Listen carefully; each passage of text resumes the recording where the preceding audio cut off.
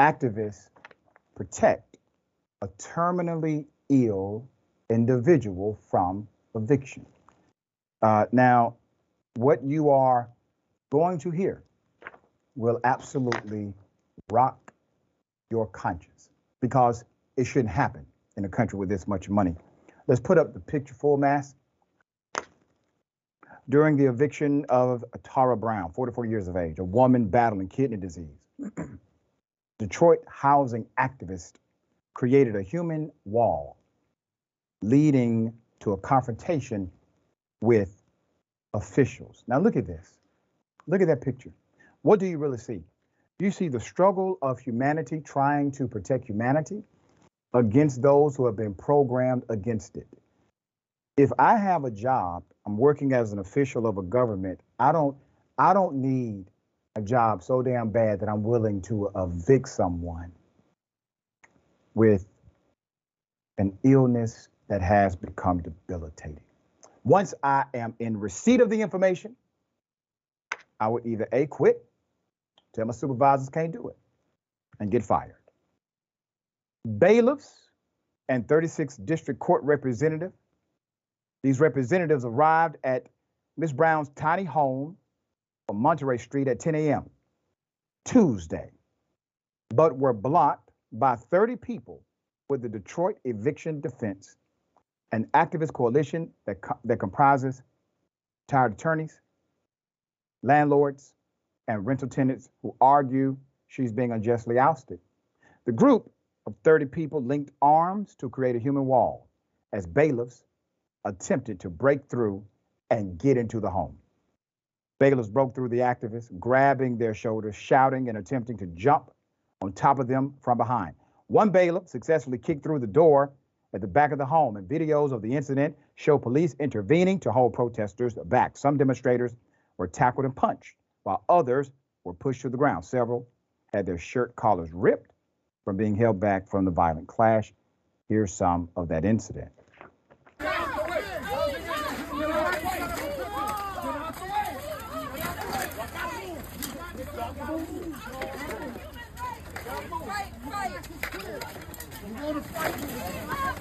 Stop the carrying out evictions, y'all. Listen, hey, listen, stop. This is professional shit. Stop. Hey, the commander says stop. Everybody see what we're doing our job. We're doing our job. We're doing our job. You're born into humanity. You're brought here by another human being. We all got here by way of a woman. All of us. For bailiffs to be so aggressive about doing something that obviously should be at conflict with your ethical core, I don't understand. Jobs should not define who you are. They should be an expression of who you are, but they should not define you.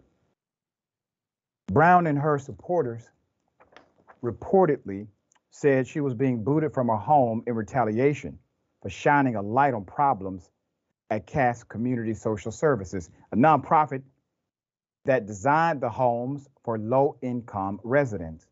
CCSS claimed it did not renew her lease because she does not live at the same home. More than 50% of the time in her name was on another lease in the city, the Detroit News reported.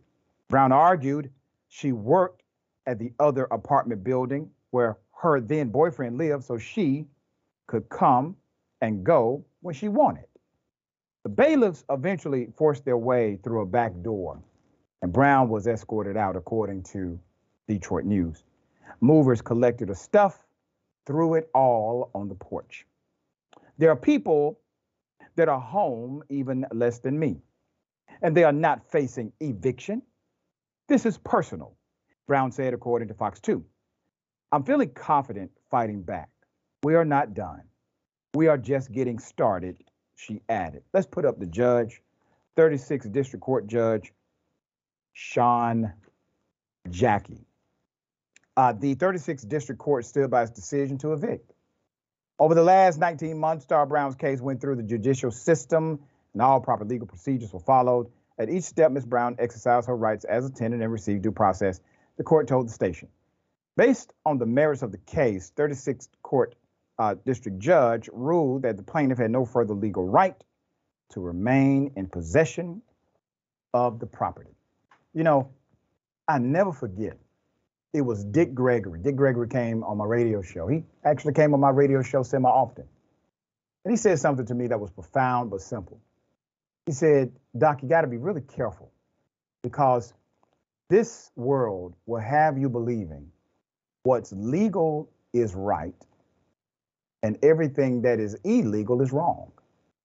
He said legal and illegal are not moral classifications.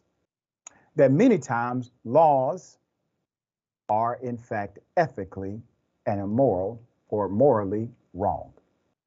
And it takes conscious-minded individuals to be willing to have the courage to stand against them. I never forget what our dear brother said. A.B. thoughts here. Yeah, that's probably one of the realest statements I've ever heard because it's extremely accurate when you think about how the law is applied. This is really unfortunate. It's really giving me like house arrest energy because why does she have to be in her home for a particular length of time, right, or duration of time? This woman is terminally ill, right? And it's nobody's business once she was provided with housing, how often she's home, why she's home, what she's doing. But it goes to show you how predatory some of these different, I guess, systems that are put in place to help us, how predatory they can be sometimes, and why it's always important to read the fine print, right? Yep. And have someone with you who can read the fine print, because then you run into issues like this. I am happy to see a community of people who gathered around to help her and assist her and show that there are still good human beings in this world who do have a moral compass and who can say right from wrong, regardless of the legality of the situation. But it's very unfortunate that someone who is already fighting for their life has to also fight for housing in a country where that shouldn't be an issue. There you go. And let me say this to the judge in the case who basically says, well, due process was allocated. There's no additional legal remedy. You had one more chip you could have used, and you didn't. It's called decision based on the interest of justice. You still had that chip, Judge. You can do that, but you chose not to.